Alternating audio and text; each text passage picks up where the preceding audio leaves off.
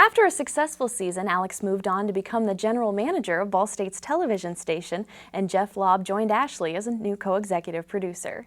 Together, they succeeded in moving the show to WIPB's Studio B. Along with the new set, the studio offered new opportunities in graphics and interviews, and in the spring of that year, The Real Deal took a major leap in shooting live to tape for our special Oscars show. The show was injected with a new energy, and it showed on screen. Good evening, I'm Katie Bosdorf. Welcome back to a brand new season of The Real Deal, Muncie's premier movie review and entertainment news show. We've got a new studio and some new segments, but we still have the same goal, to keep you up to date on all the latest in movie and entertainment news. I'm Kevin, and this is Charades.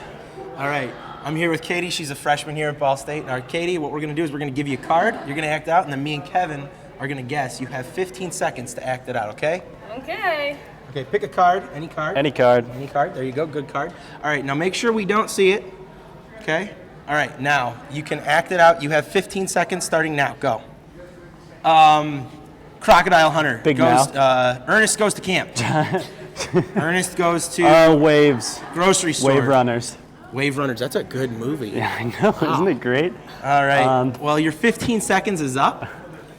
We didn't guess it right. What was the title of the movie? It was Jaws. It was It was Jaws. Jaws. It was Jaws. Very good job. Thank you so much for well playing. Well played. Thank you for coming on the show. Hello, Jeff Kolar here to give you a look at 3 of the biggest movies coming into theaters this weekend. I was accepted into the short-form production and new media content department at E, affectionately referred to as SPANK. I found a room in a house to sublease right near the campus of the University of Southern California. Notice the ornate architecture of the campus and the beauty of the Exposition Park Rose Gardens. Then notice my house and the bars on the windows. It was not an aesthetic choice by the architect. What would you do if you had a remote that can control the world as you know it? I'm pretty sure there's a few things that I could do. Ex-girlfriend, she gone. That psychology exam I took yesterday, maybe I'll take that one a few more times. Okay, there's one more thing I'd like to do. Gotcha. Now you're stuck with me for at least 2 minutes for this DVD review of Click. And you have your award right here next to you. Yep, they gave us a big And it's very heavy. big medallion. And it was presented to you by Kevin Smith. Yes, Correct. Kevin Smith was there, and he made a few jokes about Muncie before inviting us up on stage, but it was worth it. And he'd always said that Muncie, Indiana was the cradle of filmmaking, and we all laughed at ourselves, but we've been doing pretty well so far. we have been doing pretty well, and having won 2 in a row really meant a lot for Ball State, and it showed the people in LA that we really do have something going here without a film school. Oh, so how does philosophy expand cultures and help people's stereotypes? A lot of what philosophy and cinema will do is it allows a less dominant culture to voice their opinion to a larger group of people. And it really gets different types of information out there, information that would help people formulate opinions and or further philosophical stances. Hi, I'm Scott Goodman, and this week on A Look Back at the Classics, we'll be taking a look back at the 1974 film noir thriller Chinatown, starring Jack Nicholson and Faye Dunaway.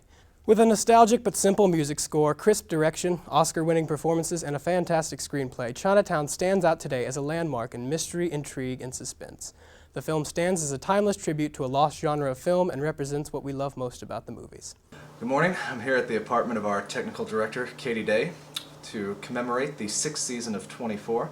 We thought of no better way to recap the 5th season than to watch it all in one day. We're starting here at 9 a.m., so we should finish up right around 3 in the morning watching it straight through. I'm Real Deal producer Jeff Lobb, and this is the longest day of my life. I don't want to look back on today and realize it could have helped. One good guy. About 3 minutes. The red carpet Sunday looked like a scene from Disney's The Little Mermaid. From bare necklines to long tails, the ladies arriving at the Oscars swooshed all the way to their seats. Reese Witherspoon was the youngest-looking actress. She even topped Little Miss Sunshine. With her long blonde hair and deep purple dress, Witherspoon had no fears about looking aged on her first Oscar night as a 30-year-old. Here now to give his view on the Oscar telecast, former scene host and president of Pi Sigma Epsilon, Joe Huber. So it was the fairy tale storylines on Sunday with Martin Scorsese, Forrest Whitaker, and Helen Mirren winning in their respective categories. But did the public win with host Ellen DeGeneres? First off, I was a little skeptical with her uninspired monologue. I've seen sippy cups that were more daring. However, the week intro was, Ellen recovered nicely and overall acted like the carefree comedian that lays the obvious joke out better than almost everyone. DeGeneres made a bit of a mistake when she didn't get Penelope Cruz's nationality correct. I didn't say how much a bit is. The Academy Award for Best Actor should have gone to Will Smith for his role in the movie The Pursuit of Happiness. In this movie, Will Smith breaks away from his usual action roles to play the character Chris Gardner, a loving father who struggles to take care of his young son while trying to find a job and a place to live after he becomes homeless.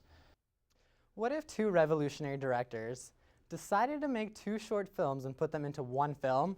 Sounds like a blockbuster to me, especially since the directors are none other than Kill Bill's Quentin Tarantino and Sin City's Robert Rodriguez. Unfortunately, Grindhouse did not pay off.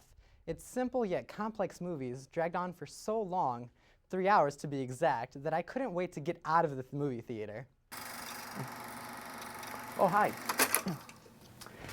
If someone walked up to you and asked you to name a comedy team, you might say Chris Farley and David Spade, John Belushi and Dan Aykroyd maybe. But if someone said name a classic comedy team, you'd probably say Three Stooges, maybe Laurel and Hardy. But what if I told you that there was a hilarious comedy team, but unfortunately they're completely forgotten today? Well, that team is none other than Clark and McCullough. Okay, see if this sounds familiar. An awkward guy attempts to woo an equally awkward girl by giving her a crude hand-drawn picture. Their lives are populated by unusual supporting characters, and the main guy is bullied by others. After the success of Napoleon Dynamite, what is surprising is how long it took for such an obvious imitation to be made. Still, just because this movie is a ripoff does not mean it won't be funny and entertaining. Be sure to check back in with us in September for all the real deal action you know and love. From all of us here at Ball State's premier movie review and entertainment news show, I'm Katie Bosdorf saying goodbye for now and try not to miss us too much. It's been an amazing 5 years for Ball State's premier movie review and entertainment news show. Almost all the students involved at the beginning have moved on, but the foundation they laid allows us to be where we are today. It's difficult to say where we'll be in another 5 years, but know this: as long as there are movies and entertainment, there will be Ball State students who seek to bring you the best in news and coverage. For The Real Deal, I'm Katie Bosdorf. Thanks for watching.